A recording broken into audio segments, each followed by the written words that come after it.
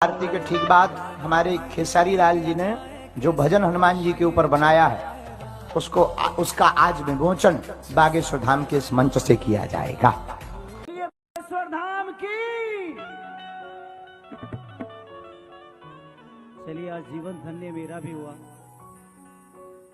अभी तक दूर से सिर्फ मान रहा था, आज जानने का मौका मिला। मुझे लगता है कि किसी को मानने की जरूरत नहीं, उसको जानने की जरूरत है। बड़े भाग्य मनुष्य तन पावा, सुर दुर्लभ सब ग्रंथ है गावा।